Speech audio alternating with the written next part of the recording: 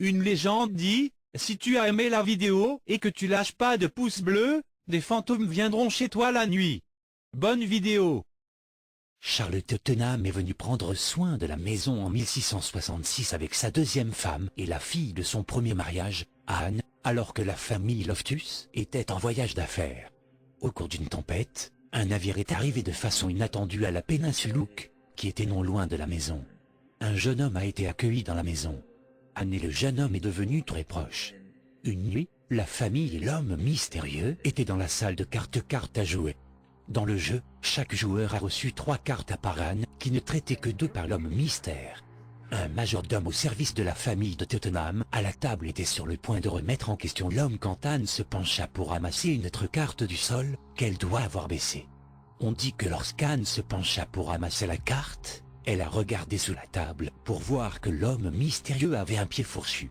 Ce fut alors que Anne se leva et dit à l'homme que vous avez un pied fourchu et l'homme monta à travers le toit, laissant derrière lui un grand trou dans le plafond. Bientôt Anne est devenue mentalement malade.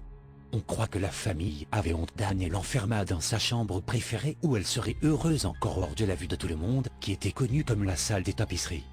Elle a refusé la nourriture et la boisson et assis avec ses genoux sous son menton en regardant par la fenêtre aux salles de tapisserie à travers la mer où Dan Morris est aujourd'hui en attente de son mystérieux étranger à revenir jusqu'à sa mort dans la salle des tapisseries en 1675.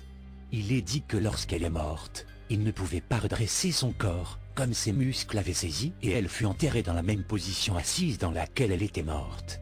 Une rumeur affirme que le trou ne pourrait jamais être réparé correctement et il est allégué que, même à ce jour, il y a encore une certaine partie du plafond qui est légèrement différente du reste. Pendant ce temps, on a cru que l'étranger avec le sabot fourchu est revenu à la maison et a causé la persistance poltergeist activité. Un certain nombre de protestants membres du clergé a apparemment essayé et n'a pas réussi à mettre un terme à cela. La famille, qui était eux, même protestants, par la suite appelé le père Thomas Browder, un prêtre catholique, qui était aussi un locataire sur la propriété salle Loftus, pour exorciser la maison. Le succès apparent de l'exorcisme du père Browder n'a pas mis fin aux visites fantomatiques à Loftus Hall. Le fantôme d'une jeune femme, présumée Anne Tottenham, a déclaré avoir fait des apparitions fréquentes dans la salle et a été rapporté avoir été vu sur la tournée, a ouvert en 2011. L'intérêt pour l'histoire du fantôme est resté fort et de nombreux aspects de l'histoire semblent se sont attachés à la maison.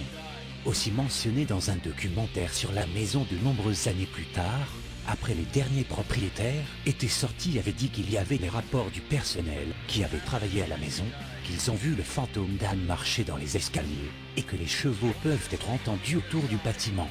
En août 2014, Loftus Hall a été étudié par l'émission de télévision américaine Ghost Adventure.